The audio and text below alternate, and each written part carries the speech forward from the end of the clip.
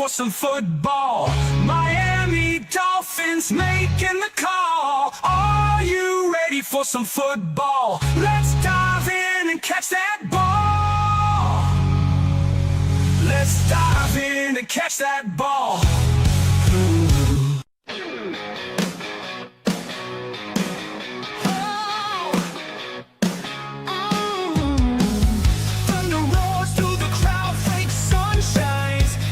Clash like waves, hearts on the line. Freshly sweat, glory on the stage. Miami's warriors free from their cage. Feel the heat in the land of the brave. Triumph echoes on the sacred wave. Bobby fans, Dolphins stand to unite. Miami stands to fight. Lights burn bright.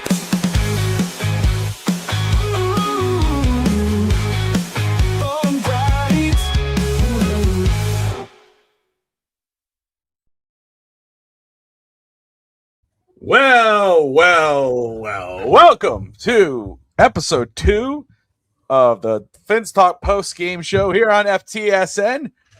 I'm Bobby Fins Talk, joined by Fin Stanza. Soon with Brett Lagasse. I just realized this microphone's a little messed up. That's okay.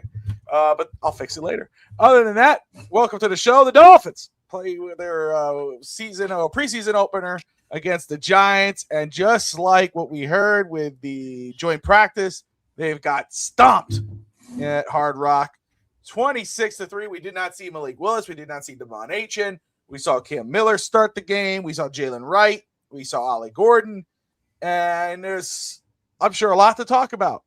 Full disclosure though, I won't be here the whole dang show. I thought I'd start it off with Fitzstanza. Fitzstanza will take the lead, and he'll have Brett with him.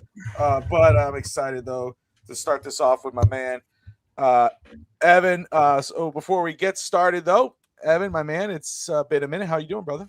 I'm doing well. I want to congratulate the FTSN and all the hard work that Josh Wingate has put in, obviously Sammy's put in, and yourself and Tati and everybody, the launch of the FinsTalkSportsNetwork.com website today. I better be wearing a concussion helmet I love this helmet, the concussion helmet, the way the Dolphins played. But it's been congratulations to the FTSN family. It's pretty amazing what you've been able to put together. It's going to be amazing to utilize throughout the season. It's going to be a lot of fun.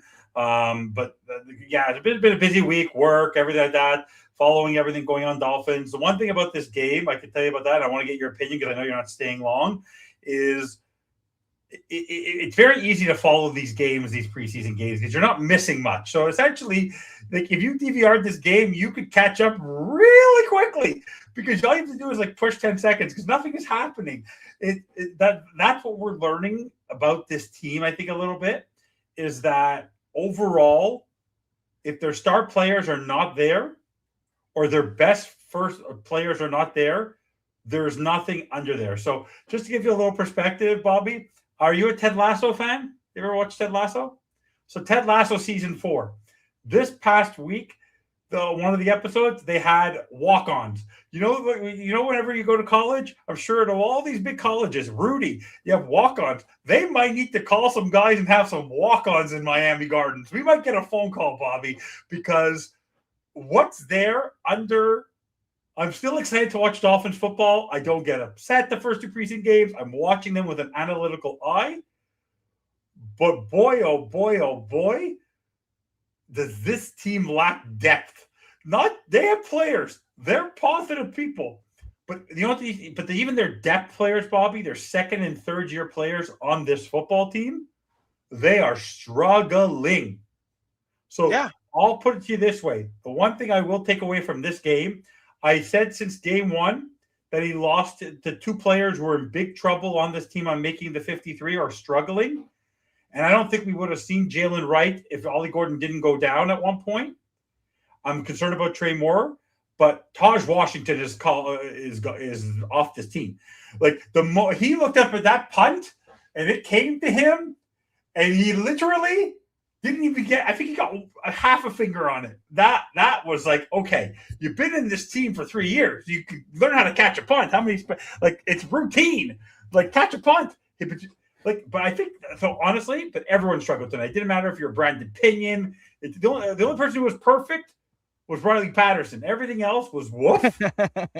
But Charlie Heck and like everybody, Cooper's doing his best he can. But this team, boy, it's thin everywhere. We could talk about Ollie freaking Gordon all we want. Like every position. There's not one position on this football team, which it's funny enough that Brett talked about running back. I think Brett hexed us last week when he talked about the depth at running back. And then today, right away, we go the depth at running back. But before we bring Brett in at some point, Bobby, let's give your feedback on. I know you were you had another show as well, but what did you? I'm sure you said to yourself you're going to watch the game in the background, but you didn't miss much, Bobby. No, I didn't miss much. And every time I did turn and look, and I'm kind of like, oh, okay. They offense has the ball. Offense lost the ball. Oh, they scored. Okay. So that is full disclosure. I do have to catch up on it. But again, you're not going to miss much on the all. Not missing much. And again, John Eric Sullivan said it like this. He says he made a move mid-game. He claimed a corner. But he said, we will continue to churn the back end of this roster. Nobody will sit around comfortably. Make sure that everybody understands. You better show up every day or somebody's going to take your job. And that's what this roster is. And, you brought up Taj Washington. Jalen Wright, I had to take my my wife and daughter to the mall to take care of something in between the launch of the site and others and the game. And Jalen Wright, he was running. I'm like, this is great. This is good for Jalen Wright. Get some opportunity. Devon's not playing. It's preseason. I'm not worried about wins or losses. It's not about that. It's about seeing who could take, get an opportunity and put their name out there and get a hold of a position and run with it. Well, he was going to get an opportunity to do so. He fumbles the ball. He loses the ball. I'm listening to Joe Rose and Cephalo. And I'm like, this is what I'm talking about. You made a lot of noise during the offseason, but now's the opportunity to do something. You can look really good in practice, but if you play like ass during the game, especially preseason, when you don't have opportunities during the regular season, you're going to lose your job. You're going to lose your spot. Cam Miller today finished 6 of 11, 60 yards with a 70.3 passer rating. Jackson Woodard probably had his best one, right? 6 tackles, 1 fumble recovery. Cam Riley, 10 tackles, 1 tackle for loss. The only one I will say, even though there's not really any kind of special thing to talk about with this game, the rookie receiver, Kevin Coleman, 2 catches, 32 yards. The rookie receivers are really like what everybody's waiting to see. We're looking to see Chris Bell at some point during the season, maybe week 1, Caleb Douglas, but Kevin Coleman, those 3 guys have been bright spots for Miami, but everything else, like we wrote on FitzTalkSportsNetwork.com on the game day chat, QB2 is a problem. RB2 is a problem. Well, I was going to say, you came back and you said, you said, oh, negativity, but I know what you're doing. But you were like, you're like, RB2 is a problem. Wide receiver depth is a problem. I said the whole damn depth is a problem. This team, the depth is such, and that's why again, expectations need to be tempered for this year. And I understand as Dolphin fans, like we're gonna celebrate wins, right? Whenever a win does happen, if it happens. But at the same time, don't go into the season with expectations of winning. This year is about. It's like a long preseason. This year is about analyzing and watching the players. How do they progress? How does the coaching staff progress? If they make an error on a play call, or whatever, how do they respond the next play or the next game? That's what this season's about. So, like Jalen Wright, like you started this game, and that's what you put out there. I don't know what happened with Ollie Gordon. I did see he got hurt at one point. I don't know if he played at any more during the game, but Ollie Gordon and Jalen Wright, 10 carries, 17 total yards, 1.7 yards per carry, 1 fumble loss. Not pretty. And so, listen, again, am I saying, I had no expectations for this season anyway, but am I saying, oh my God, it's over. Oh man, we're going to, off preseason? No, it's preseason. But I'm sure if the Giants are thinking after this game, oh, we're going to the Super Bowl off a preseason game, what the hell are they smoking? So if I'm going to say, oh my God, it's the end of the world for Miami, we already kind of figured that to be the case because we know what our expectations are. Evan and I are not saying this is going to be a playoff Super Bowl year. Like if the Dolphins start winning more than 4, 5, 6 games, whatever, I'm going to be shocked. But when they win, I'm going to celebrate. When they lose, we're going to analyze it. We're going to critique it, right, Evan? We're not going to sit there and go, we're going to be like this when they win. Yes. Every game except maybe the Jets, the 2 games against the Jets, they're upset games. Yeah. Every game will be an upset because every single game, and I know Brett will get into it, is going to be a dogfight for this team. They are going to have to claw.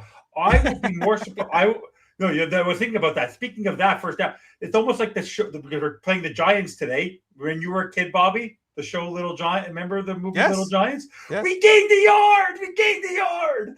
Remember when they got the first run when they were playing the Cowboys? That's it. And again, Bobby, we should say too. They had 102 yards of total offense. Full preference, and I know Brett and I talked about this off air on text message about kind of how refreshing it is with this team that we're going to be able to actually analyze this team and not have these expectations weighing it. Like there's no reason. Oh, their ass. Like I'm not even about that this year. No. It's about what going. Okay, hey, obviously this guy can't be the future. This guy, okay, we're gonna have to move, or let's continue to grow this guy. That's what this year is about, and so I'm okay with that.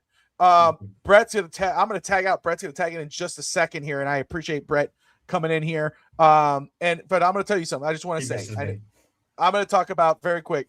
Next week we do have the Atlanta Falcons. We're gonna get to see a glimpse of Tua. Get Tua! But I do want to say again, let's go ahead and remember our guys didn't start. The main guys didn't get a chance, which is something to think of to remember here. Not that it's going to be too much better, but again. That's something to point out because depth's an issue. Once, if God forbid Malik Willis goes down, it's not pretty on the other side. So we might get relegated. So, it is what it is. I will say though, some awesome news. FinsTalkSportsNetwork.com now live. Good picture of Brett. Good picture of Brett. He's a handsome dude. Brett came out pretty good. Brett, you came out the best on that show. I mean, my goodness, dude! Like that beard, that came out.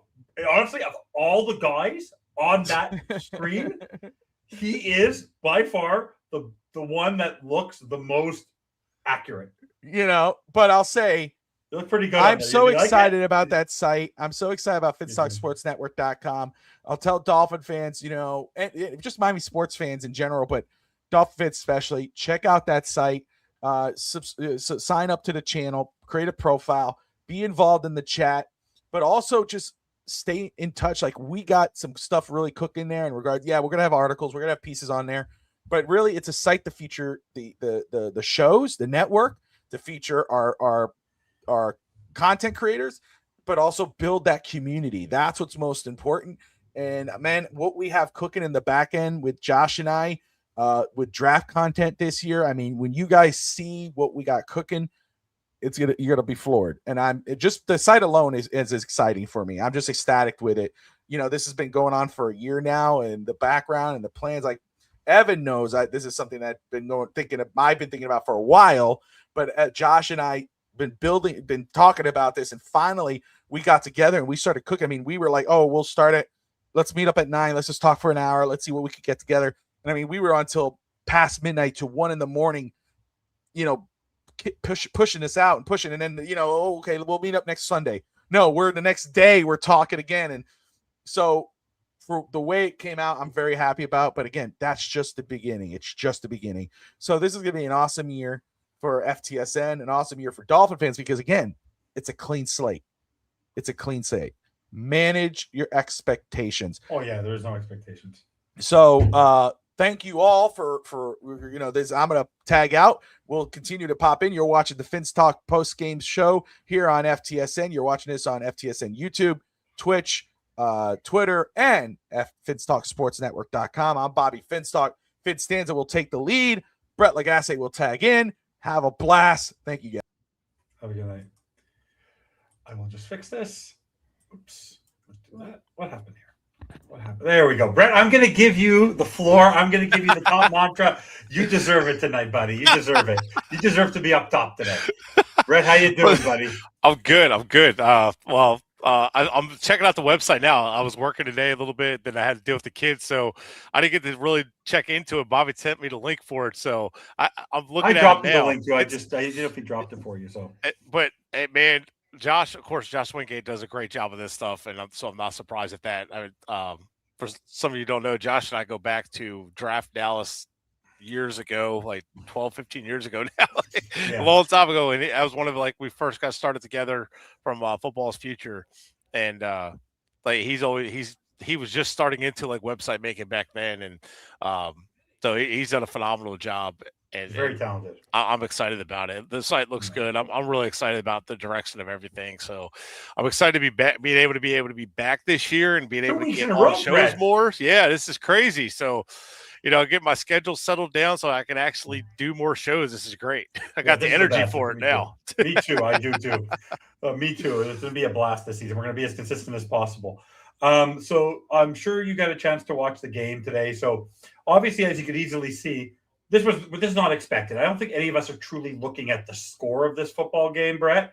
But just on paper, you saw right away, like Jameis Winston starting the game. When you see Darius Slayton, you see Devin Singletary, you see players who have been in the league quite a while against a team of where the Dolphins are playing not one starter. Right. Like not one player on this team is essentially starting. It may be Chris Johnson, but that's about it. Everyone else was just fighting for their jobs, and I think it proved itself. If you recall, Brett, and I want you just to recap the game, last week we started the game with a 93-yard drive. We had 102 yards in the entire football game. And the first thing I thought about on the first drive of the game was, is Brett going to eat his words and say running back's not a problem? And then all of a sudden, I see Jalen Wright and Ollie Gordon and the way that they're running the football. And I go to myself, oh, boy, is that a problem. Oh, my God. Everything we talked about, Brett, last week, you, me, and Greg, about Tutu Atwell, the depth at wide receiver, the depth at running back, the offensive line we knew was going to be is an issue in all, I think, on most teams, but this year the depth is a big problem. But you just saw at the top line, if Malik, if Devon, if Chris Bell and Caleb Douglas, and if Rodriguez and Sealer and Brooks and that group, if we don't have the starters on the field, this team is very, very, very thin. And that's good for development. But like what we saw today, I made a joke at the beginning. I don't think you were on yet, but it almost feels like they can have walk-ons on Monday. They might need to go find players off the street. And we said this last, and I want you to go over the game and what you saw at the onset. But I believe that 50% of this roster could churn between now and September 13th in game one of the season. A lot of these guys are not going to be on this team. Mm-hmm. But what was your overall perspective watching that game? Yes, it was an ass whooping, but they had more starters playing. We literally had nobody starting. But to have that, they did not have one running back who was playing most of the game. Jalen Wright played most of the game. To have more than 20 yards rushing, your best rusher was Cam Miller, aka Ryan Fitzpatrick 2019. Right. And like honestly, that people could talk about that throw to Kevin Coleman. Did you feel like that was up forever? Like Cam Miller just has no arm. Like he has no arm. I don't know if it doesn't have an arm.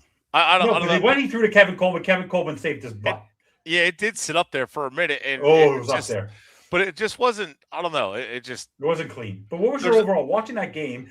You honestly could have done, we all could have missed the game and we wouldn't have missed anything. Like you could go rewind this game and you could synopsize this game in literally 5 minutes. So, but your overall, what did you see in today's game that was so apparent between the Giants, who are not, I don't think are going to be a great football team this year. Yeah, they have a great pass rush, but those players didn't play. Right. But what did you see from the Dolphins today? Like from the onset, what did you see? So I saw what I expected to see. I saw a roster that I expect to get churned and constantly get turned over. Like I know, and I was just talking to somebody on Twitter about it. We have 90 players. You got to get down to 53. Here's the thing.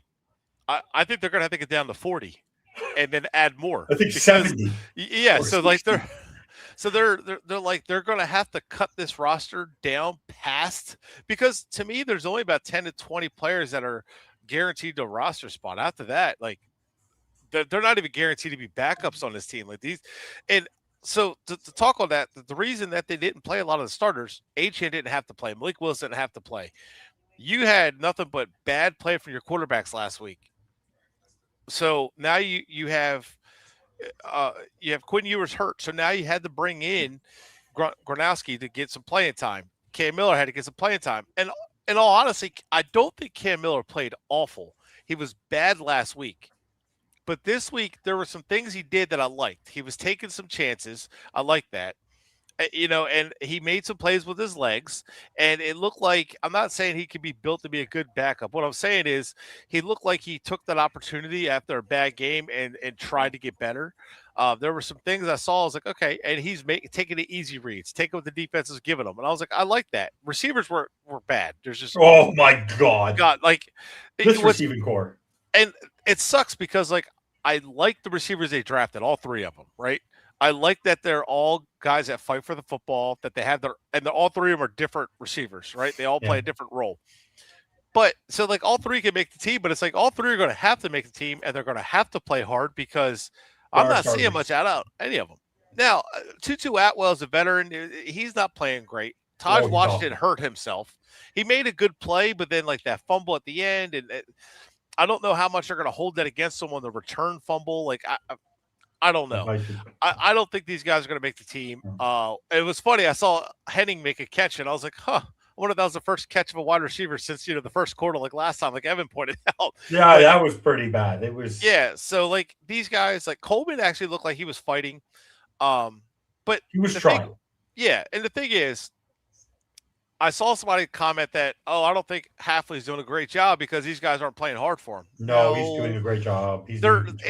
It's not effort. It has nothing to do with effort. These guys are all playing for a spot. It's talent. It's talent. That's at the end of the day, it's just talent. And what you saw and here's the thing, a lot of our, especially defense, a lot of guys you saw play today are going to have to play this year. And playing them against some starters and all, well, you're going to have to see them against that anyway. So it might look ugly as a team, but there are times where they're going to look at this individually and say, like, this player did well, this player did this. Like Willie Gay, I think he's earning himself a spot to stay on the roster as a depth player because he could play inside linebacker, hybrid defensive end kind of player, and he plays with a high motor, and he has no problem playing special teams. As far as like the rest, it just, man, I didn't see much from the defense. Pass rush was just abysmal. Defensive tackles just not great. Just nothing looked good defensively. Keith Cooper's an interesting nose guy. Like he's a big boy. Yeah. There were some guys that like did some things. It's not like it was all bad, but overall, it's kind of like, I just nothing to see here.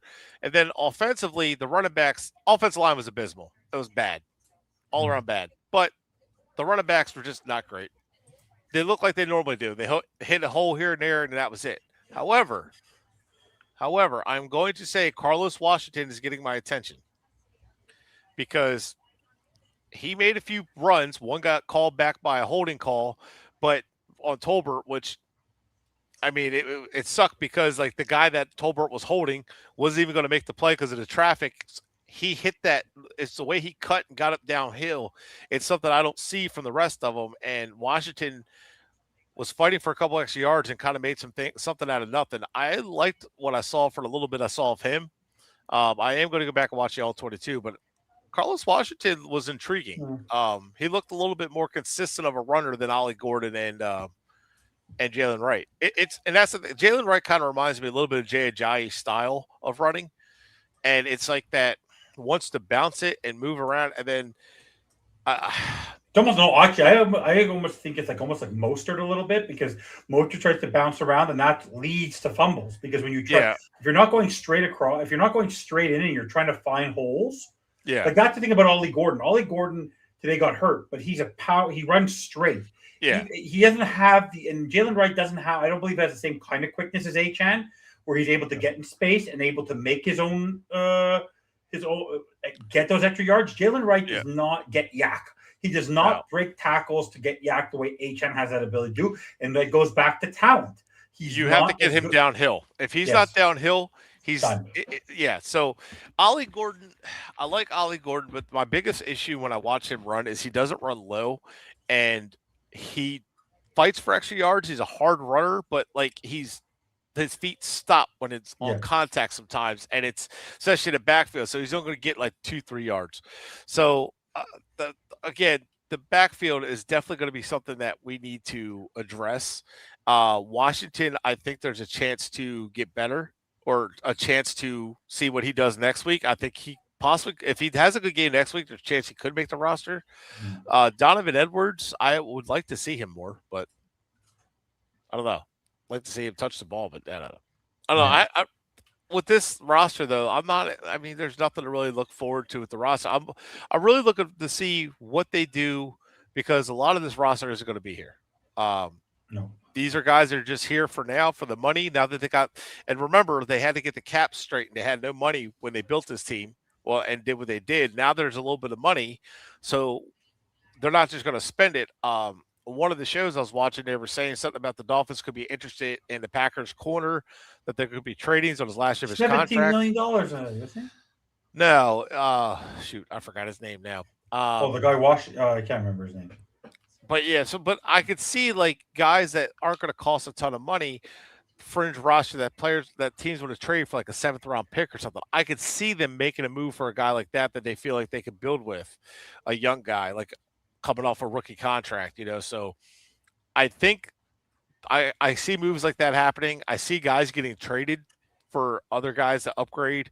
I definitely see a lot of players getting cut and more guys getting replaced. Today, I think it was. I'm glad they played who they played because you had to see what they had. There's no way around it. You had to see what you have. And it ain't much.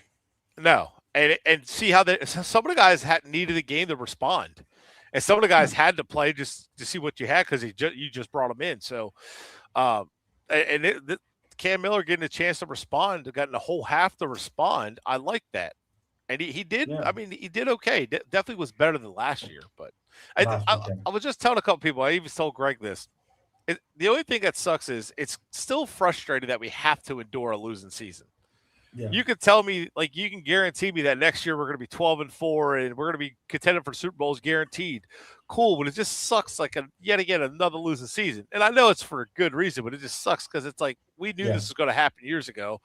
And here it keeps going. And then it's like, this better be the last year of losing because if not, it just sucks. You can feel it coming. You feel like this is going to be another 2007 season. Oh yeah, it's pretty. I feel. But the only thing I could see is if a lot of teams, because we're going to go through each section of the team, defense, wide receiver, linebacker, all that. But overall, though, one thing I will say is that it's almost like we're going to be playing a game. The Dolphins are going to be playing a game of fantasy football. So essentially what we get to do every week is you're playing head-to-head against a team.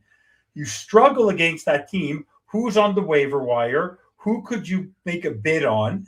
And who's going to be there next week? Like, you're always doing that. And that's what it's going to be. So one thing about all of us is that it's almost like you and me and Bobby and Greg and we're all going to be doing almost, and Sammy in the group, we're almost going to be doing our own drafting within the actual season. So you know how there are in sports, you have amateur scouting and you have professional scouting, right?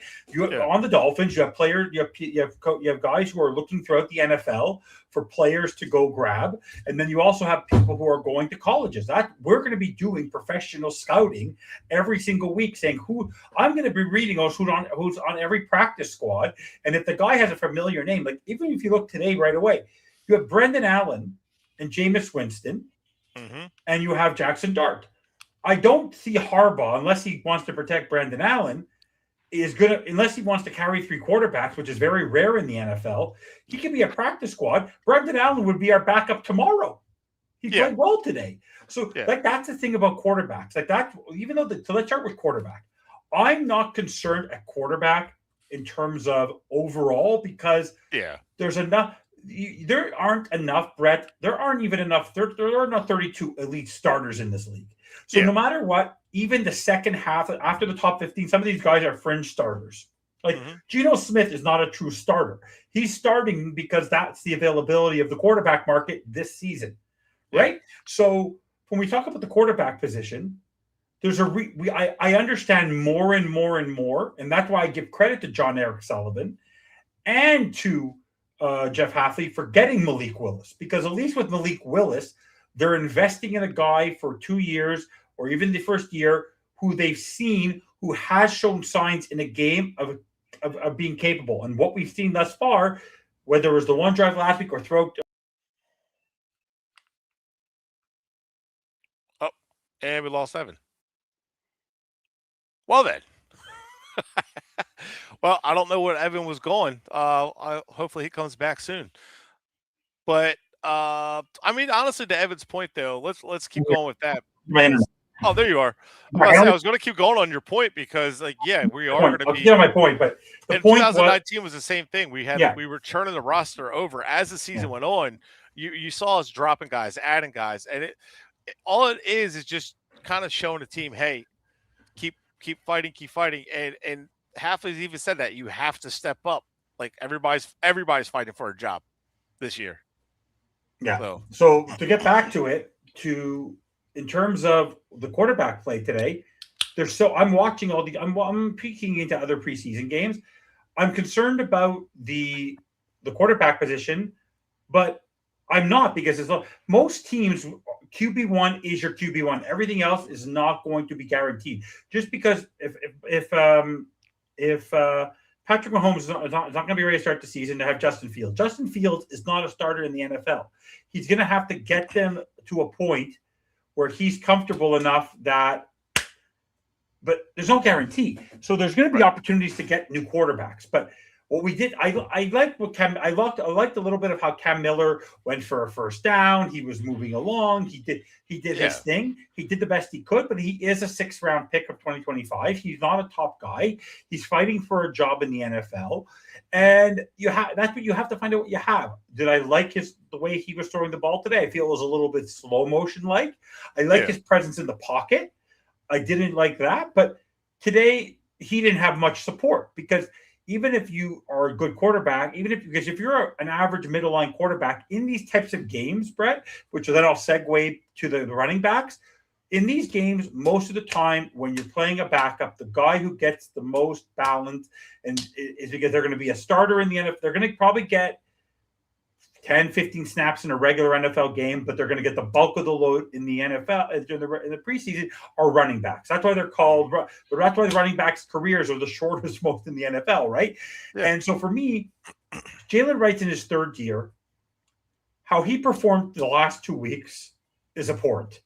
Like, if he was on any decent team, a middle-of-the-line playoff team, he'd be cut. Yeah. He fumbled the ball, but had to go back in because Ollie Gordon got hurt. And Ollie Gordon last week showed immaturity and had to be spoken to by his coach on the sideline. So my concern right now, Ollie Gordon did get some space, but then there was a penalty that was called back. But the running backs, what is going? Like, why didn't they? Did he even? Where was? Did they play him today? Why didn't they give a chance to Edwards-Helaire? Didn't they sign him?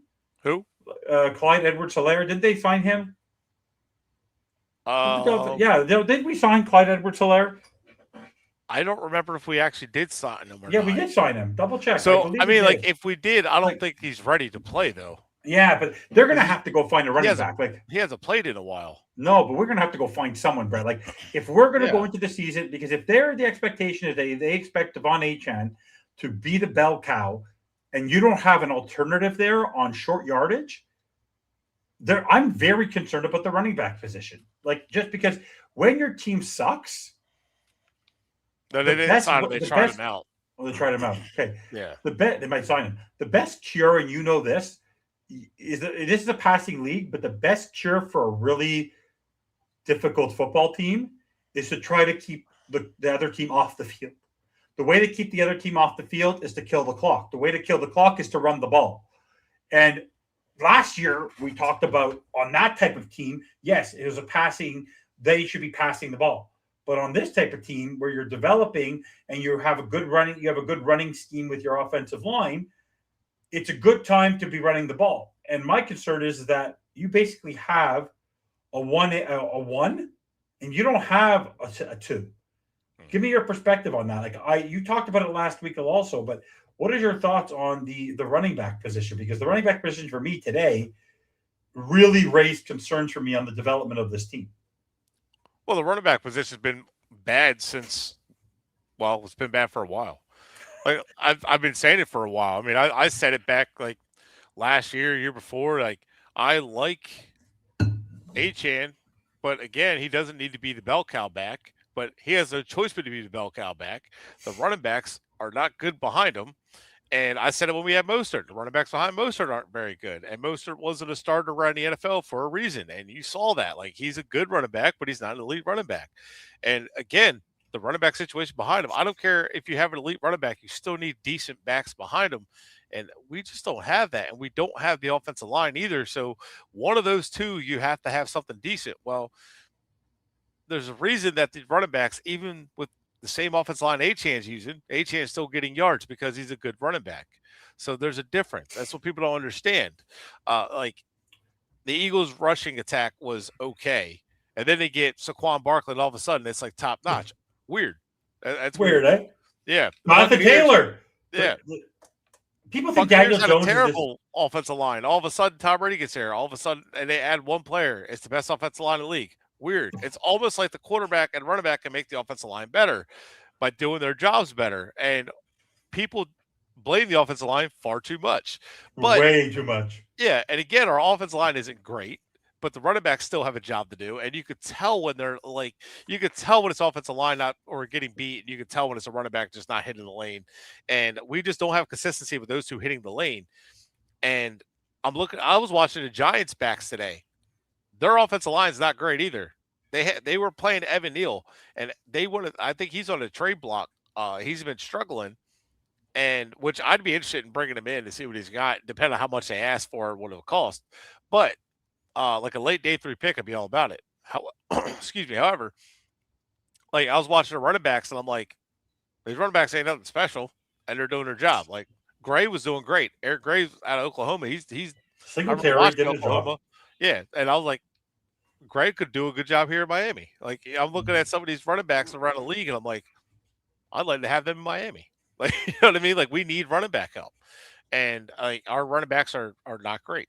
And I get that our rookie contracts and they're cheap enough, and I'm not saying just get rid of them because depth's important. But I mean, if you can upgrade the backup running back position and keep Wright or Gordon as a 3rd string running back or 4th string running back, that's fine. But you need another running back because these guys just ain't it. You saw Kansas City; they were desperate, and they went to get Kareem Hunt 2 years ago. And Kareem Hunt was an important in the key moments was an important running back behind Pacheco. It was no. You need a veteran. I personally think they need a veteran, capable running back behind there. Oh, people think Daniel Jones is this great quarterback. He has Jonathan frickin' Taylor, Jalen Hurts. He has Saquon Barkley. Like unless you're an elite quarterback like a Josh Allen or a Lamar Jackson. Or you need a good running back. Like you need someone who can help balance, not just at the 1 position, but at the RB2 position. Right. And also, that's also I'm concerned. Gordon gets hurt easily, like because he's such a power back. In terms of how he tries to run, he's going to get hurt a lot. Well, he's too upright, man. Yeah. And he's standing up a little too much. Yeah. Because I'm like, dude, like get low because he's not getting low, and that's like ask Brandon Jacobs, like all of his injuries he would have. That was why, you know, like when he would run, he wouldn't get low, and the next thing you know, he's like hitting the thigh boards. But like I would keep an eye on. That was also the same thing I found with Allstott. Allstott was a fullback, but Allstott also he leaned a little, but he was an upright guy. That's why his career wasn't so long because Allstott played that position like a bull, but he was built like a bull. But that's why you saw his neck the way he was built. Was because he never got low. He was like all about his arms. He turned with his legs, but he never got low. Never. Well, he also he would run behind his pads in traffic, but when he ran, he got straight up. So yeah, it was. But with this whole thing with the running back room, it's bad.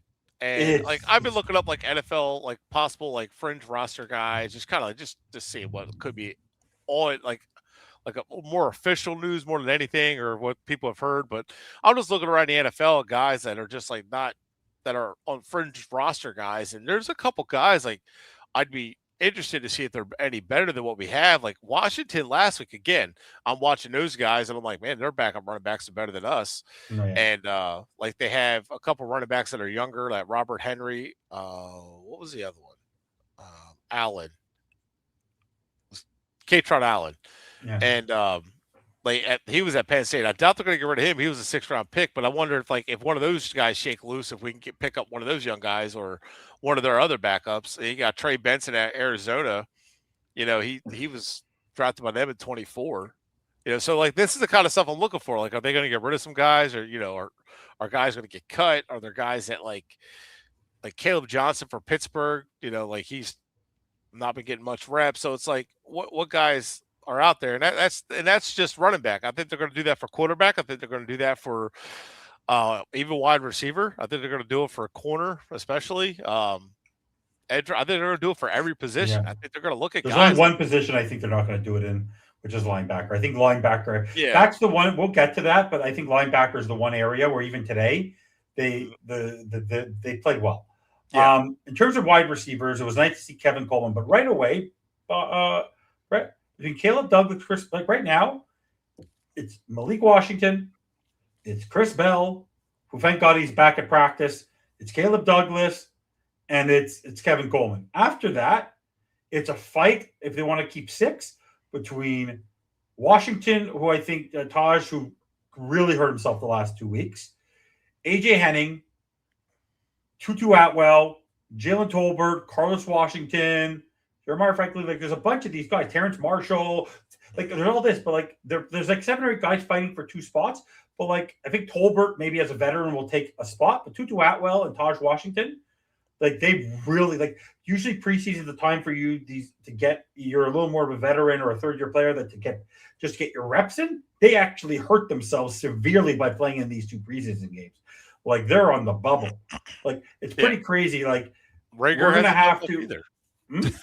Yeah, like none of these guys. But what is it? But let me ask you. You're an analyst. Let me ask you this important question. Kaczmarek was catching balls today, so he made a nice catch, even though it was for short yardage. But tell me what you are seeing. Is it talent? Is it just fear? Is it just why have there been so many dropped balls in the first 2 weeks from Dolphins wide receivers? Like they are dropping balls. Like like today, 2 for 5 for Coleman. Taj had 1, but then he dropped the thing.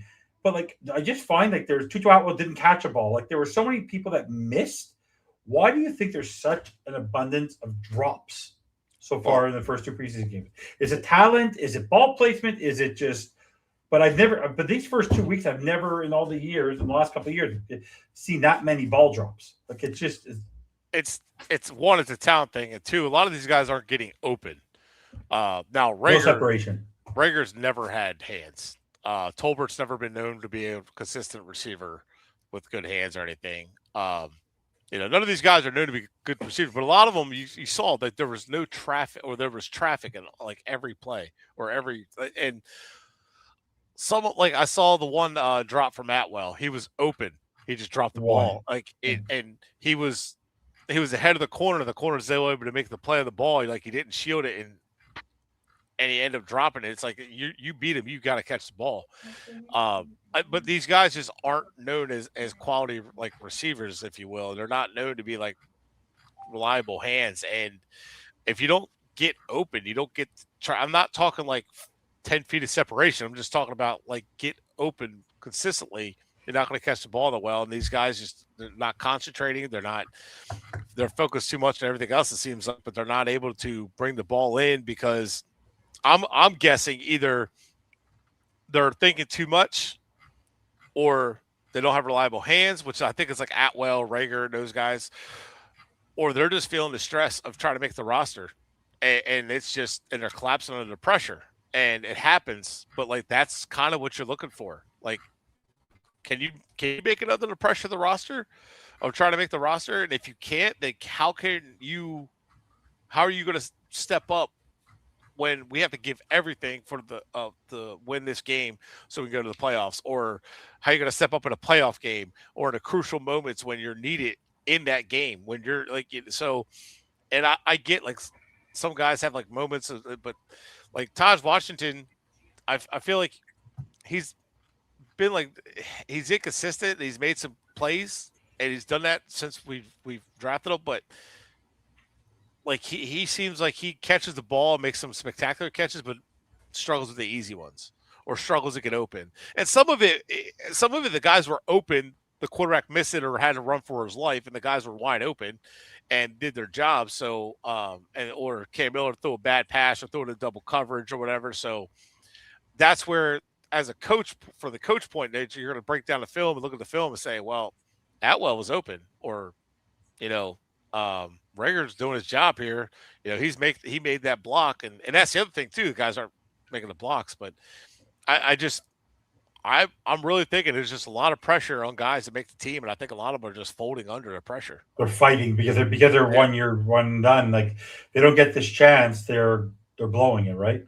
And they knew, like, listen, they're not going to cut the 3rd round pick. They're not going to cut the 4th round pick. They're not going to cut their rookie receivers that they got. Coleman. They're not going to cut their guys. They're not going to cut their guys. Yeah, and Coleman, a 5th round pick. So like some teams will cut a 5th round pick, some won't. It just depends, but they're likely not going to cut Coleman. So I think these guys, like, there's only like 3 roster spots maybe left at most if they carry 6. How many are they going to carry? They don't know. So it's like everybody's fighting for the last 2 to 6 or for the last couple spots. I mean, they got 4. No, there's 2 spots. About 2 spots. That'd be 2 because I don't think they're going to carry more than 6. And we got 4 guys. So you got 3 rookies in Washington. So, and these guys like fighting for it. Maybe, and honestly, AJ Henning is the one who's probably been the most consistent.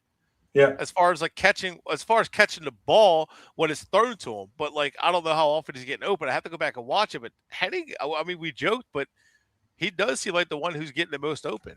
And he gets the press because all of a sudden he's getting that. Because the thing about him, he's very strategic because he's catching the ball when no one else has. So when he gets the ball, it looks better because he's like that guy. I got the ball, no one else has. Like, that's he's very at the right minute. He's catching the ball at the right moment for himself.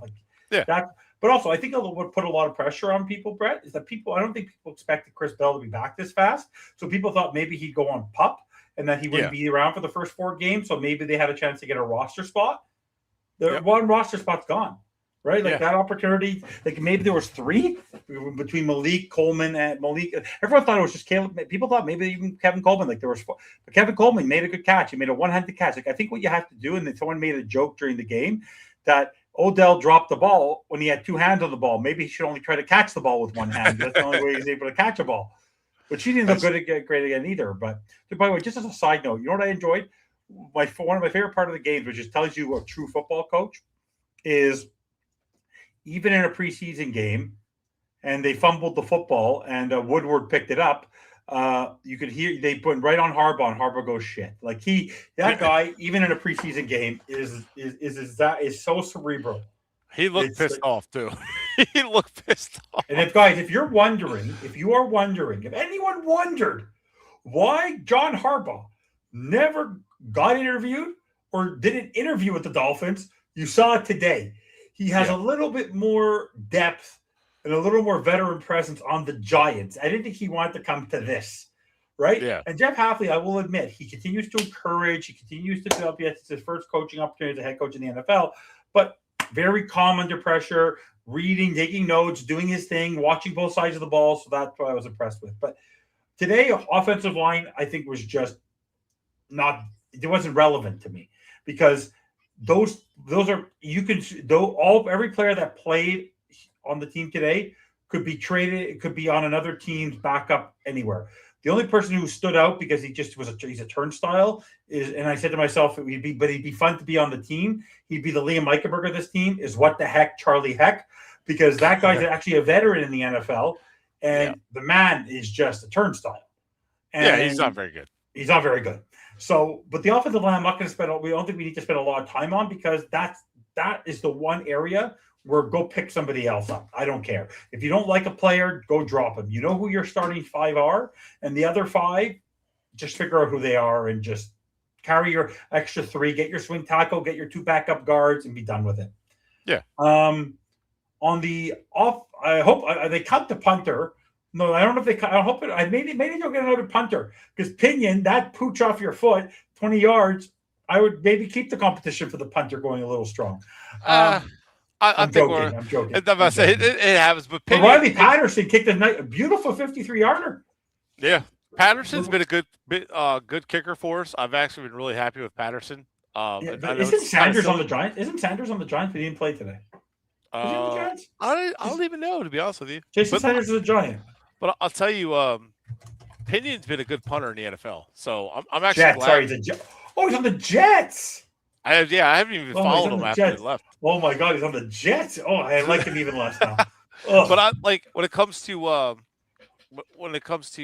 punting and kicking. I mean, it's nice that we have a good kicker, a pretty good kicker anyway. Patterson earned the job. He earned it. Yeah. And then Pinion, he's been a good punter in the NFL, so I have no problem. He just pooched it off. He just pooched it. It was raining. I was joking. Yeah. It's so funny though when I'm watching the game because I was in Florida for a couple of weeks and obviously I'm used to it by now. But because Miami Gardens is inland, it's like it's about 20 minutes from the beach. 25 minutes from the beach. When it rains once afternoon, it rains in Florida. But then when they're showing the drone and like the footage. Every time they go back to commercial and they're on South Beach, or on Fort Lauderdale, it's beautiful and sunny. Right. It's raining at the stadium, but it's sunny and beautiful at the beach. I go like a little kind of weird. I find that kind of funny. But it is funny. I always crack up when they show that. I'm not from there, and I've been in the stadium, but I know like that. That beach is nowhere near close to that. It's 25 minutes. It's like it's a straight line. I mean, it's close, but to show it as if that strip is right outside of the stadium makes no sense. No, it's almost like me. It's like almost like for you where you're living that you're showing a picture of showing a beautiful empty and Bank Stadium. You're not far from empty and Bank Stadium where you live, right? Yeah. Where do you less than an hour away? An hour away, but that's the distance because if that's South Beach, that's 45 minutes to an hour from where I am is 20 minutes from my family's place. But that's South Beach, that's an hour away. Like, what are you showing? Like, it's not even close. You'd be closer to show the Dolphins to where the Marlins play Little Havana. That's closer. Like, well, that doesn't make sense. Doesn't make a lot of sense at all.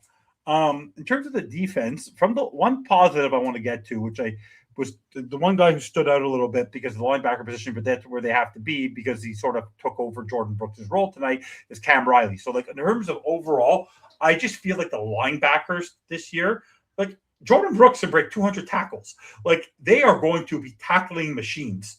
Like, if the linebackers are going to be busy this season, Brad. Well, they're going to have to. They're going to have stats galore. I'm a little worried, though. I'm wondering what what happened with Trey Moore. I want to know the extent of that. Yeah, that could be a problem. Because I liked Trey Moore. I liked what he was. And here's the thing: when we drafted him, I was just kind of, okay. I don't know how they're going to use him. Like, he's a tweener, like, so they're going to. I figured a hybrid role, but I'm like, I don't know what to expect from him. And then when I was watching him, like, okay, he's decent linebacker. He's playing decent at linebacker, more of an edge guy. So I was like, okay, I can see what they're doing here. They're going to try to use him in a different role. Like, okay, they're going to develop him. I can see that, and there's some talent there. And then he got hurt. Like, just as I was figuring him out and saying, like, this is a intriguing pick, he gets hurt. Like, this sucks. So hopefully it's not serious. But good thing they allowed 2 weeks in between the end of the preseason and the regular season, so we get a little bit of a break. Willie Gay, I think, has earned his job. Woodward did his best. Kyle Lewis, like I said, was looking good before he got hurt. Sorry, Kyle Lewis played well today. Sorry, no, I'm not Trey Moore, but Kyle Lewis is the other defensive guy. He was decent. Lonnie Johnson, pretty good. Yeah.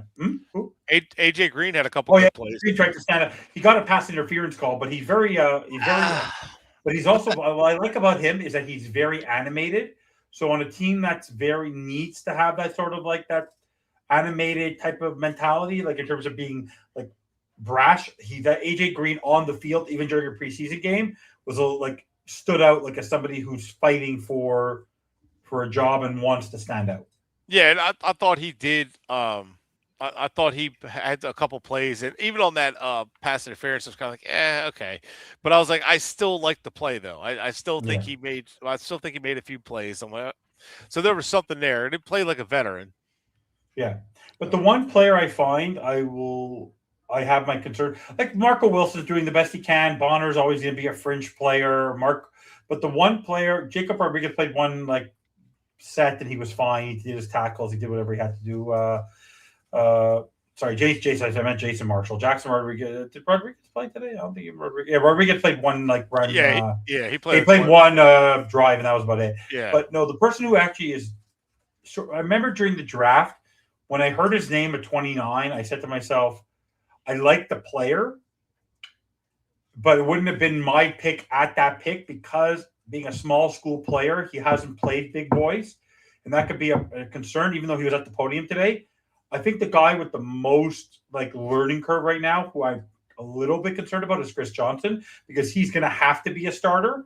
And I feel like Proctor is going to be protected by Patrick Paul and Aaron Brewer. He's sandwiched there. He's not going to stand out on the right tackle spot right away. Caleb Douglas and Chris Bell are going to be able to develop a little bit because they'll have Malik Washington doing more of the slot pitch, where finding an open receiver. There's Malik Washington. There's also Devon Achane to help Malik Willis at the beginning. I feel like Chris Johnson's in that position at a premium position, who has and for example, Jacob Rodriguez has Jordan Brooks. Mm-hmm. Chris Johnson doesn't have much. So unless they go get a veteran and they're willing to go spend a little bit of money on a veteran corner, that's actually, for me, of all the positions, Brett, of all the positions this year, they're going to get toasted in the secondary, which is Jeff Hafley's bread and butter. So I believe in what Jeff Hafley is doing, and I'm a fan of what he's put together with us so far. But being a defensive backs coach, my number one concern right now on this whole football team, Brett, is if you're going to go get a veteran right now somewhere, go do it at corner. Because that's the one place, even in 2019 you had X, or whether you had Rasul Douglas, or you had Barry Jones, or you need to have a veteran presence in the backfield there and to help mold these guys. They don't have that right now. It's not Storm Duck. It's not Jason Marshall, Dante Trader. They don't have anybody there, and that's the one place I would go digging on waiver wire or potentially make a trade for. There's not much in the corner market. You're going to have to go poach or make a trade, but they don't have it there. And that's my concern, is that you need to give some sort of security blanket to Chris Johnson, because the Chris Johnson, the Lonnie Johnson, Juju Brent can't stay healthy.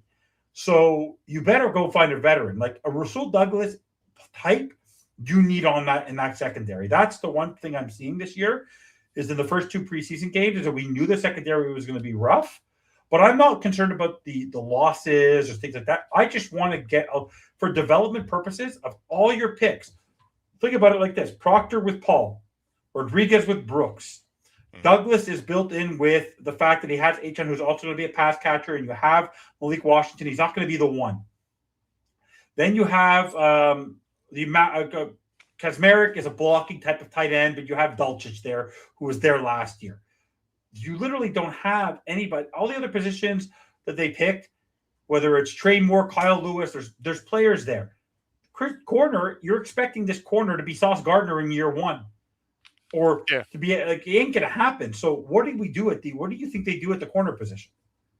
And that's why you wanted, by the way, you were more into getting.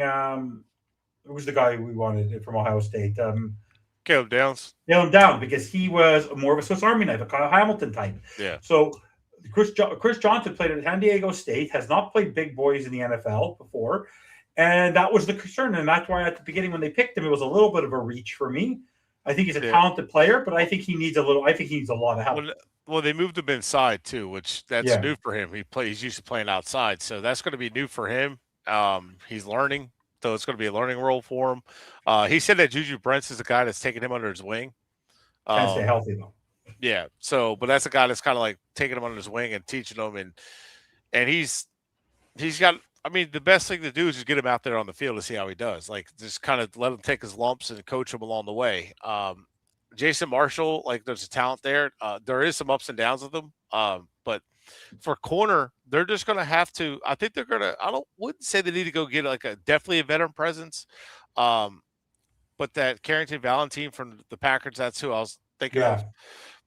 Apparently, he's on a trade block, or all teams are interested. Apparently, the Dolphins are interested. I don't know how legit it is. He was a 7th round pick. I guess he was a starter for them, and they're last year of his contract. So that, depending on what that would cost to get him, I don't know. I could see them doing something like that. I think they're going to, but if they're going to make a move for a guy, I think it's either someone who's got starting experience but can play long term, or somebody they see that fits right away that can play long term. But either way, the long term part's going to have to be there because I don't think they're looking at guys for 1 year rentals anymore because they have 1 year rentals already.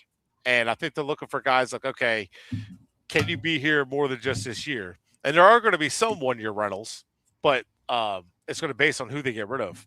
And like the guys they brought in, like Ajabo and all, they haven't looked good at all. They've looked bad, so that's wide open. In fact, like Cam Riley, they brought him in more recently. Steven Dix, they just brought him in, and he even played, I think. But these guys are like they're just bringing them in, and they're playing right away. So, which I find it ironic that 2 linebackers were brought in more recently. Where they have the most depth. Yeah, and so it's kind of interesting there. But I think corner is one they're definitely going to be bringing in here soon. They're going to have to. Which they did bring in a corner, an undrafted free agent that Colts let go. Yeah, but that guy's not going to. The thing is that you need to at least get someone who can make stops. Right. So the problem is they're not going to go spend money unless it gets to like the week before the season, and maybe he's still waiting for training camp to be over. But whether it's Lattimore, but he made a fortune last year, or whether it's Tre'Davious White, those 2 guys are just sitting there waiting and biding their time. What? Right? And it's not going to stop. It's Deontay McMillan. Yeah. So, but what they're doing is they're not stopping. They're keep turning this roster over. Like they're continuing to look for people. Like Marco Wilson, he was abused today.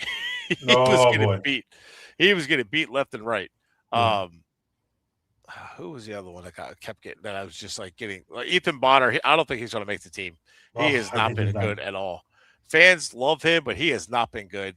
Mark Kelly loves him, so he'll never leave the team. Who? Mark Kelly always loves his white boy Ethan Bonner.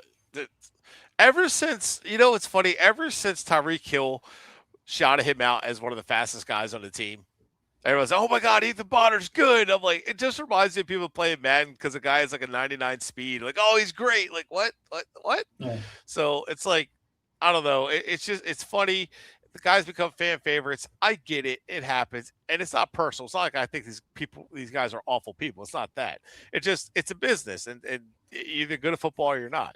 And one thing I'm going to say, though, when we're talking about roster here, and you're asking what they're going to do in the secondary position, one thing I can see is, sorry if this upsets people, I can see them trading Zach Sealer in a move to upgrade that position because you have young defensive tackles. And to be honest with you, with what we have at defensive tackle right now, we don't have anybody who's a crazy disruptor at the moment that has shown that at the moment. Nope. So, and I keep saying to people like, oh, well, Kenneth Grant wasn't starting. Well, even if Kenneth Grant was out there, I would trade Kenneth Grant. I don't think it was any better because Kenneth Grant hasn't proven that. Maybe he could prove it this year. I don't know. He's been outplayed by Phillips and Biggers. Yeah. So and Matthew Butler's played well too. Yeah. Today he had. No, he had a good moments. But I mean, they're okay overall.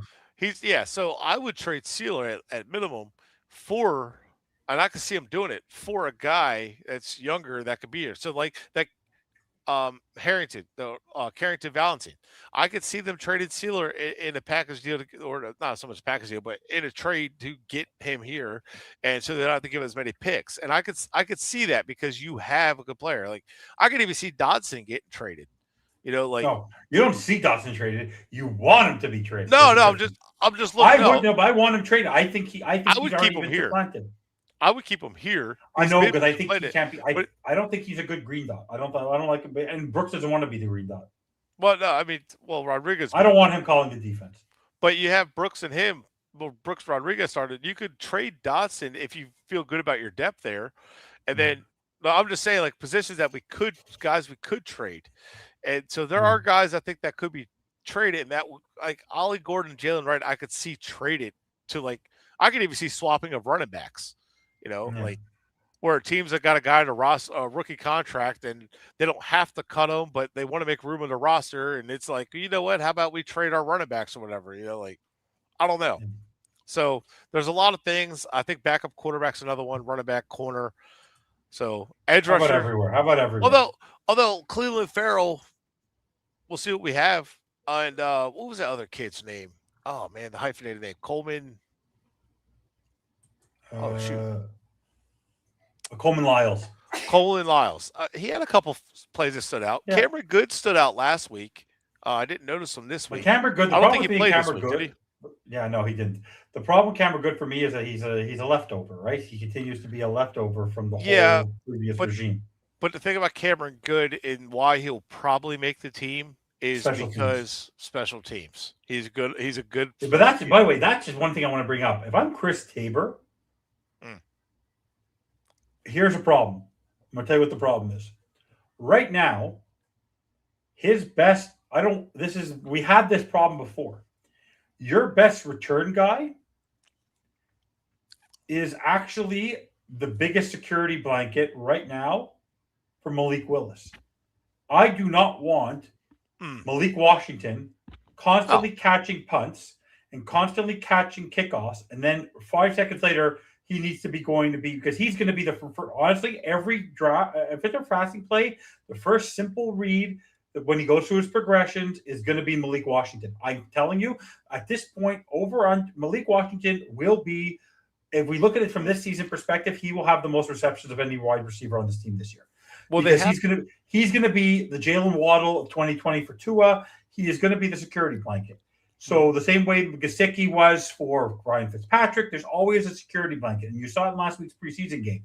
It was very evident. It's very evident in practice. So for me, I'm concerned because right now you've tried Taj Washington can't catch a football. Jalen Wright can't catch a football. Who's catching the ball in special teams besides Malik Washington? Coleman. You have Coleman. That's why they brought in Coleman. Like I told you last week, you got Coleman. I don't want to put a rookie there on game one. And by the way, thank God. I don't mind that because if you can, because you got Coleman, you got Atwell. Yeah, Atwell will make the team. Well, I'm just saying that's a competition right now. You got Atwell, Rager, Coleman are the ones competing for the punt return. It's going to be Coleman and Malik. And Taj Washington. Yeah, also got Taj Washington competing. So all those guys. Taj Washington's getting cuts, and you know that. But your kick return, your kick returners, I don't know.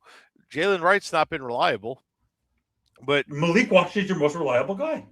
Yeah, so Jalen Wright Grant out of retirement at this point. But there's going to be guys who are going to be somebody.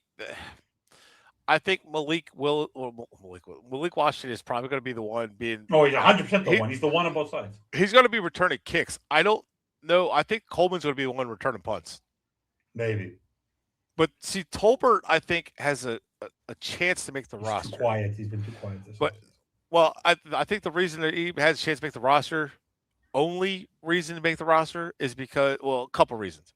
One, he's a veteran presence and has had a playing time, and he had his best year was only like 300 yards, whatever. But he's seen time with Dallas, and he was a known special teamer. He's not like Matt Slater, like known special teamer, but he was known to be a good special teamer at Dallas, and reliable, I should say. That's probably the best way to put it. So I could see that he'll make the roster for that, and that's okay.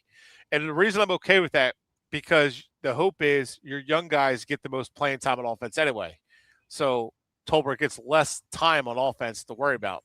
But he's a head down worker and will perform with what he needs to do at least. So I'm okay with it, because you look at the state of the special teams, it was sloppy. It was bad. I saw people complain about play calling. I'm not paying attention to play calling. The talent is the problem there. Well, now, on special teams, like when I looked at the coaching last year, but just to interrupt you though. Yeah. Last year the issue was play calling, not talent on the field. Oh, here we go. But here you look at this team and you say, like, okay, the penalties. Bad, right? Penalties. Well, the discipline, half of these not going to like the tape on the penalties. Right. Now, I'm going to say this. What some people don't understand is, see, Josh Wingate helping us out here. Tolbert was a decent gunner. That's what I mean. Congratulations, Muscle Tub. Beautiful job on the website, buddy. Yes, job. Awesome job making me look good. Thank you. Cowboys still suck. So, yeah, by the way, that's the best. He must have spent so much time trying to get you perfect. Did you check it out? Did you see how good you look? I did. I thought it looked freaking awesome. You better show your wife. I do. I'm like, hey, remember this guy? But you were saying about the discipline? But the discipline, like, I don't know, like, all right, so, like, I don't know that all the penalties are discipline necessarily. Yes, some of it is. like the pass interference plays. All okay, and holding, that is discipline, but it's also I think a talent thing. So I think it's a mix of talent and coaching, right? So like I think it's like they're getting beat so they hold, or you know what I mean. So that's what happens, but also discipline. So you still put some of that on coaching too, and special teams. I thought was probably the one that looked the least coached. And it's funny because Harbaugh is a special teams guy. He was a special teams guy with Philly before he became the head coach of Baltimore, and his unit was damn good. And so now you're looking at how he's running. Like his special teams are always going to be good. They're going to do their job. Like they're even if it's not sexy like the returns that had Jacoby Jones, they're going to be good and do their job. And in Miami, it really, and this is a good thing, it really exposed guys who were struggling on special teams or who were, and there was a lot of penalties. So I think this is an opportunity for Tabor to sit back and say, I got my ass kicked today. Like my unit looked awful. Like that's not okay. My unit's full of guys that need to play there because they're going to be fringe roster guys. So I'm going to have to turn over. So I know Tabor's going to have to look at it and say, I need to figure something out. And now it's where you hold guys accountable and say, like Washington fumbled the ball. Jalen Wright's fumbled the ball. And like we had 4 or 5 fumbles today. We recovered with them. The ball was, but I mean on returns. I'm just talking about his return. Like Jalen Washington like didn't field it all that great last week. Now Coleman, he fielded it last second and he shouldn't have, but he tried. Yeah, he made it. That was a rookie mistake what he did. But Coleman, if you know about Coleman, he's a really reliable returner at Missouri. Josh, definitely under. I'm taking like max 2 wins. the way this roster is right now, they could beat the Jets. But we'll go over the schedule over the course of this before the season starts. They're going to beat somebody they shouldn't. I guarantee it. They're going to beat somebody that they shouldn't beat. And my buddy's a Patriots fan, and he messages me. He's like, they're going to beat New England. It's tradition. Yeah. But by the way, I will tell you, because Tua's on the team. But but I will tell you this. Like the one thing I'll say, it couldn't be for this type of team, though, Brett. Mm-hmm. The best thing that could happen to them is playing 2 games or getting on the road early. Because if you get on the road early, you're not going to get the boo birds out. We're going to be able to watch them where they're going to be able to bond as a team. They're going to go to California. I bet you they don't even come home. I bet you they do something where they practice it earlier in California. Hopefully they can stay in Vegas. But by the way, I think they're going to come out of week 1-1-0 already. I don't think that the Raiders are going to be that good. The Raiders are not that good. Kirk Cousins. So I actually think their first win could come very early on in the season, and then you may not see a win for. Maybe honestly, they could win their first 2 games. I don't think they could go their first win, then they can lose their next 4, and then they can go on the bye and come back and win at home, or win away. Like you don't know. Like this team is going to win, like we said, a game where there's going to be popping champagne. We're all like that's what's going to happen on these post game shows, Brett. Why you're going to want to join because when we win, it's going to be like last week. Last 3 or 4 years, if we win, we're still annoyed. This year. It's going to be if we win, it's going to be like a party. And then if we lose, what didn't they do well? And what can they do to get closer to a win? That's the difference, right? Like the wins are going to be really, really high. The losses are not going to be surprising. That's the difference this year. Like, yeah. That's the advantage of this year. That's how we're going to do our losing season is because we know that a win for us this year is a positive step in the right direction, that they really worked hard for the win. Like if they're going to work hard, they're going to get close to winning football games. Like for me, sometimes if they lose a game in a last second field goal or they come back and to me, that's a fighting win. Yeah. Like for me, the only time I'm ever really going to be disappointed is if they somehow in a game somehow have a lead heading into the fourth quarter by let's say 2 scores and that young inexperience causes them to blow it quickly. Like sort of like what happened with Tennessee 3 years ago. So that's where I'm concerned. But besides that, for me, there is one positive thing, Brett. Next week, they get to play a primetime game at home against Tua. That's a positive, right? Yep. So the question is that a good thing or a bad thing? And if Tua plays next week and torches the defense on the first drive? Who knows? Like, so let me give you, as we lead into it, like, what are your based on today's game? Because we've been in over almost an hour and 15 minutes so far. And we've talked a lot, and we're probably going to wrap it up shortly because you can go enjoy the rest of your evening as well. But what are your expectations this week? They're going to look back at the game film. They have a game. They have less than a week. They have the 6 days. It's a short week if you consider it in real practice terms, a short week. What are you hoping to see this week from the Dolphins in terms of what they could do differently, and what would you like? Would you like to see anyone who you didn't see tonight play, whether it's a starter or anything like that, against the Falcons? What would you like to? What do you want to see this week in terms of development, and then to get ready for the final preseason game of the season? Well, what I want to see is the starters definitely not play, because I want to see more of the young guys. I want to see what they do with the quarterback. I'm hoping that Ewers is ready to go, because I'd like to see Ewers because like I've said time and time again, it's not always how you lose. It's not always about winning or having a bad practice how do you respond? What do you do in the response? Like I said, Cam Miller was awful week 1. He had a couple plays this week, where he did what he could. He made some plays with his legs, like he was taking what the defense was giving him. And it wasn't the prettiest thing. It wasn't great. It was, 6 for 11 for 60 yards. So not impressive, not like crazy good, but wasn't terrible. So I want to see how they respond. I want to see how guys who made mistakes, Taj Washington, Jalen Tolbert, guys who AJ Green on that pass breakup, but getting a flag for pass interference. How do you respond? You know what I mean? And how are you going to respond knowing like roster cutdowns are after this game? I need to have a game. And a couple guys, I'd like to see Carlos Washington get more touches. Would definitely like to see him get more touches. Especially if Ollie Gordon got hurt. If you're confident he's going to be on the roster, maybe sit him. And so you don't lose some depth at running back. Not saying it's great, but have a body at running back. I want to see AJ Henning get more. What could he do? Because he did get a kick return. So like, what is he doing at kick return? Or can he return kicks consistently? Just let's test some guys out and test them and see how they are. And I want to see some guys in the offensive line, some more shuffling. I actually want to see Proctor maybe play a little tackle as a backup, because they're going to have a tackle situation with Jackson. And if I'm them, I'm training him at left guard, but I might prepare him for tackle as well, just in case somebody goes down, because I think it might be better to have DJ Campbell step into left guard and move Proctor to right tackle than it would be to have Charlie Heck at right tackle. I don't know.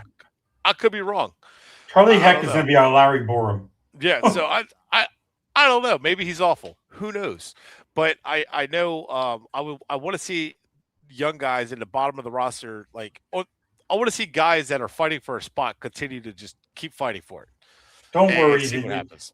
Yeah, Craig, don't worry. There will be a different backup quarterback when the season starts. The one thing I'm not saying he did great. I'm just saying, like, how did he respond? He responded. Yeah. I mean, the only thing Gronowski had 1 yard, but I mean, Yeah. I'm not sure that's all his fault, because it was ugly. The one thing I would maybe want to see is, interestingly enough, if he's ready, one set of downs for Chris Bell. I don't want Chris Bell's first game to be on the road without getting a sense of actual game action. So if he's ready, I would do it next week in Miami. Give him one set of downs, just get a feel, toss him a ball, nothing out of the ordinary, and just give him a chance. That's what I would like to see. I would like them to bring in another quarterback. I would like to see one more quarterback play, because what I'm seeing for the quarterback play is not great. I want to see another running back get signed, and I'd like to see a veteran corner get signed like towards the end of this week or midweek, just because I don't want it to be done before. I would like to see something happen this week. Like, I just want to see those positions filled. Like, those are the 3 positions where I just want to see some churning this week. I would like to get on the Dolphins wire and see that they've cut some players and they've replaced some players, because you have to maintain the 90 till after the third game. But I'd like to see some churning. I think It's people August 31st or August 30th. August 30th is the day. So on August 30th, they have to cut them down by the end of the day. So it's Sunday. It's next Sunday. That's why it's your opportunity. I could see people like Taj Washington not making it to Friday. Oh, yeah. I mean, I can see. So I wouldn't be surprised to see something happening now, right? So I could. But they have to. Don't they have to maintain the 90, or they don't have to maintain the 90 right now?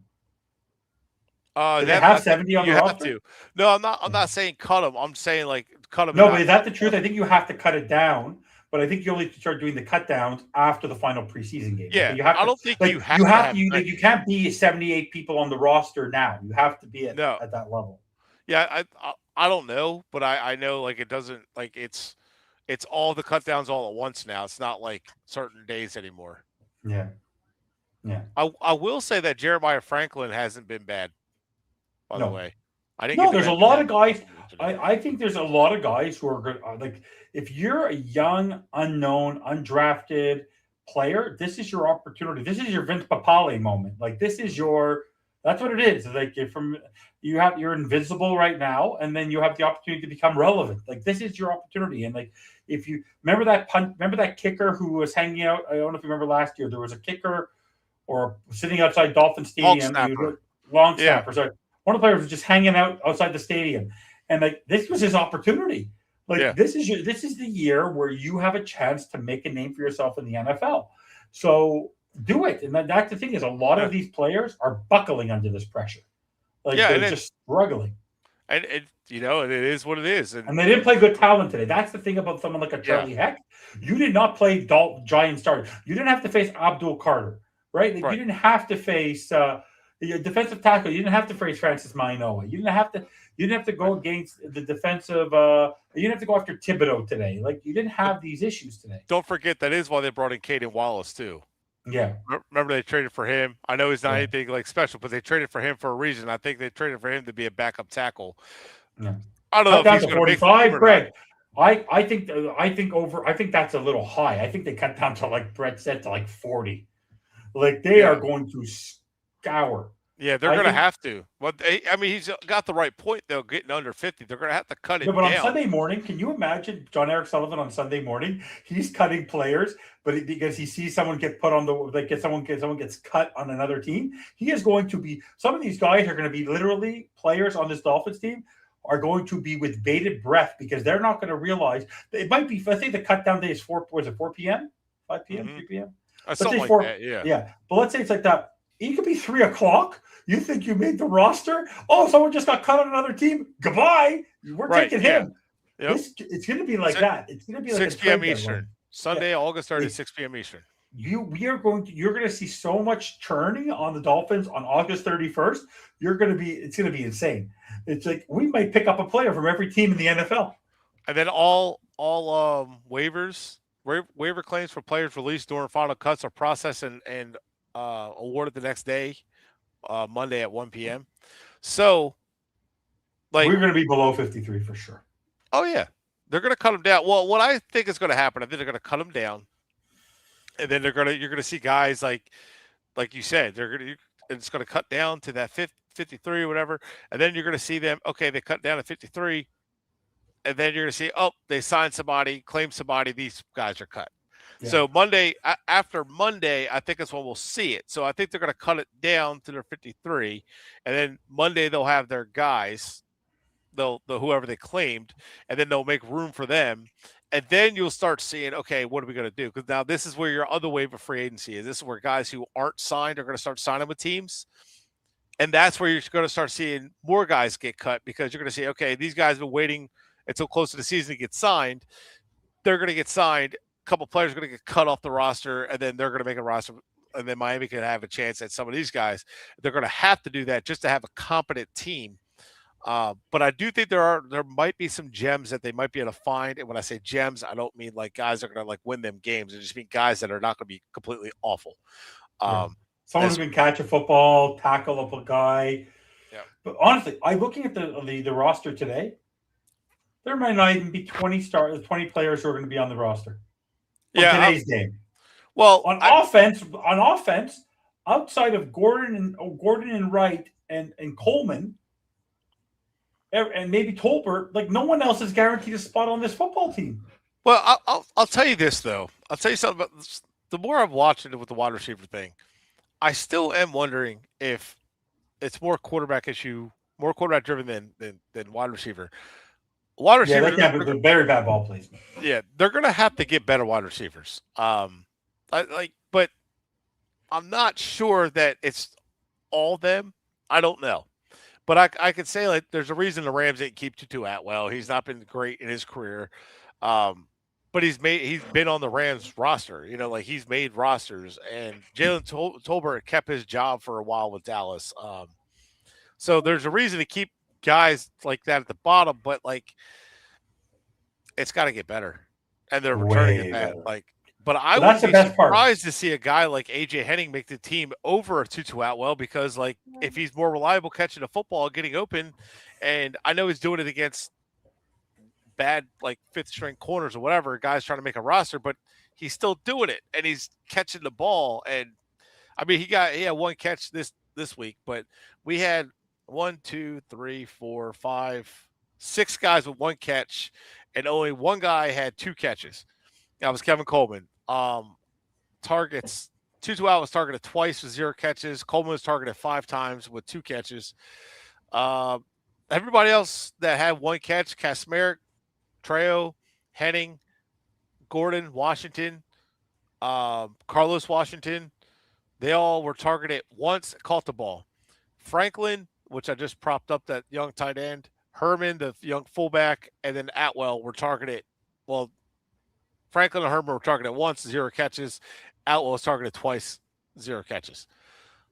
But again, a couple of those that they were targeted, the ball was out of bounds. You know, it was a bad pass. So I don't know. It's hard to evaluate that. And I really think that quarterback. That's why I think he's going another quarterback. Yeah. So it's going to be hard to evaluate. Gronowski didn't have it. He had 1 completion.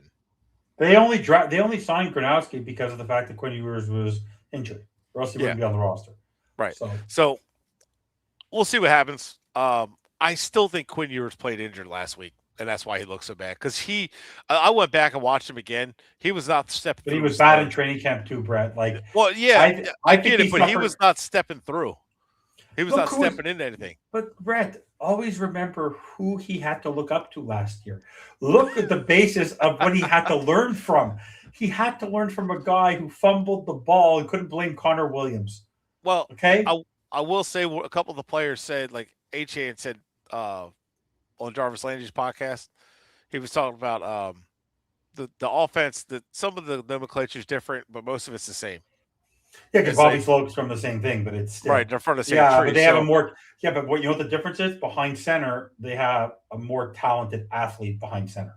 Yeah. Well, yeah. Well, what I'm saying is, with Quinn Ewers, that shouldn't have been too much of a transition. I don't know what's going on. But something. If you watch the backups, they just look so bad. Yeah. Malik Willis looked pretty good when that one.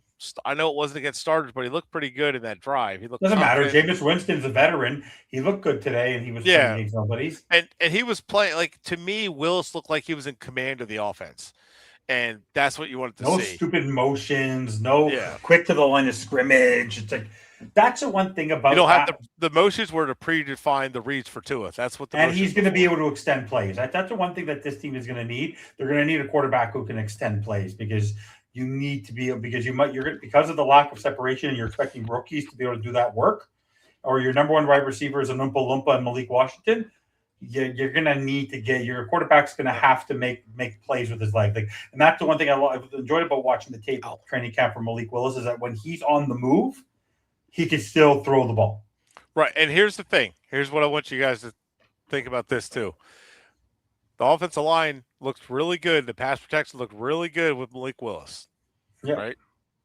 It's not because the offensive line is great. It's because the quarterback play is great. I would wager that if Willis played today, the offensive line would probably look better than it did with the same players. Still doesn't look good. Still looks bad. But, again, it does take time for offensive lines to gel as a unit. It's just something that – and this is all new. They're all new to each other. I'll take Creed Humphrey. outside of Creed Humphrey, who someone named Brett Lagasse, I think we said that Greer should have drafted Creed Humphrey. Weren't you that guy? Traded up for Liam Eichenberg. We traded up for Liam Eichenberg. He was right there. Yes, but outside of Creed Humphrey, the Kansas City Chiefs have in their 3 Super Bowl victories, their offensive line was not very good. It's because they had a talented quarterback. Yeah, and even so, like, yeah, people always use the Super Bowl against the Buccaneers, like, oh, their offensive line was injured, it was bad. That was a good defense. That was just a good. Yeah, defense. But they also they played a good defense. Patrick Mahomes still played well. He played Tom Brady. Yeah, and then they lost to another good team, but it's not that the offensive line doesn't matter. It's not that. It's that your quarterback makes it better. And it's like, yes, he had struggles behind the offensive line, but like, it's still he had struggles because he had struggles. Like, he still struggled. He didn't adapt. He struggled. Right. And I get offensive line matters. It does. I'm not saying it doesn't matter, but people blame the offensive line far too much. And, like, when it comes to the quarterback play, the quarterback has to make the job easier in the offensive line. And it just shows you that, like, there's injuries. I think the Bills were the only team last year, or was it the year before? I can't remember. The only team that didn't have a starting offensive lineman miss a game. So they were the only team to keep their offensive line healthy from the beginning to the end. Every team in the NFL had at least 2 to 3 offensive linemen miss at the same time during the season.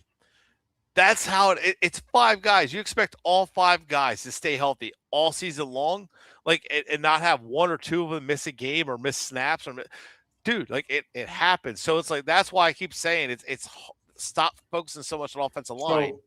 And that's why I say, where we got DJ Campbell, that's where you get interior offensive linemen. Then you draft them, you develop them, and then they might become a starter, they become a serviceable backup, and then the guy goes down, and this guy steps in his spot, you move, and so on and so forth. So it's like, you got to develop them, and who knows? Charlie Heck might actually turn out to be a solid right tackle for us with the starting unit. He might be a solid right tackle after a while of being there. Who knows? Because, like, it takes time to mesh all that too. So that's something else people don't give credit to. And just a side note, from a place you're not living far from, which is Philly. So now Jalen Hurts, who's a Super Bowl MVP, with an amazing offensive line, you're now blaming the offensive line for him being bad? No, they have a stout offensive line, but the talent at quarterback has deteriorated.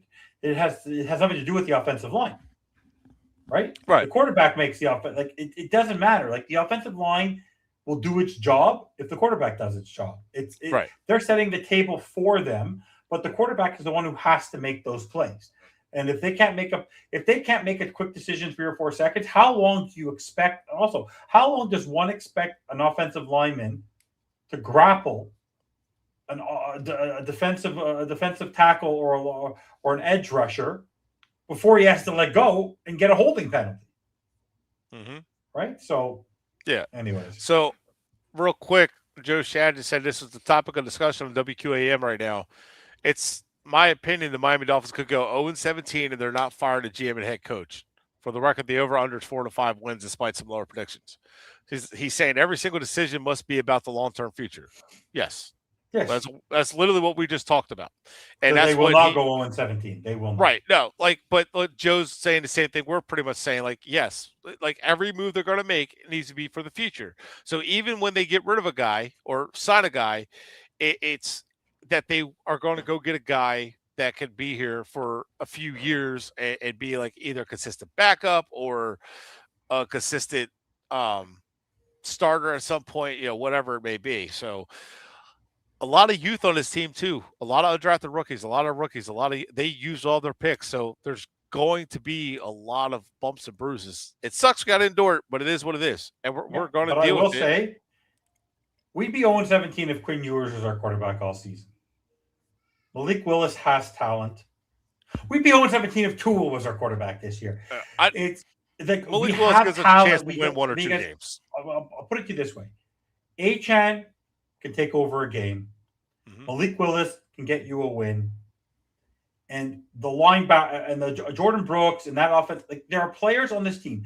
If the players that they have on their first line of defense and on their the secondary is an issue, but on offense, on the line, at the RB1 position, at the quarterback position, at the D-line position, at the linebacker position. They have enough there to win football games. Yeah. So, real quick, Barry Jackson said on CBS's Sports, Kim Bocamper predicts a lot of movement, a lot of movement, and revolving door of players in setting the roster, noting Giants are having their way with the Dolphins, mostly backups. Now, Barry Jackson said before, I don't want to say that they'll need to add 14 players like they did before 2019 opener, which we alluded to before, but it might be many on the streets who will be upgrades. Yeah, again, now that's Barry Jackson, Kim Bocamper, so all these guys are saying, right. So Joe Shad, like they're saying what we've been saying.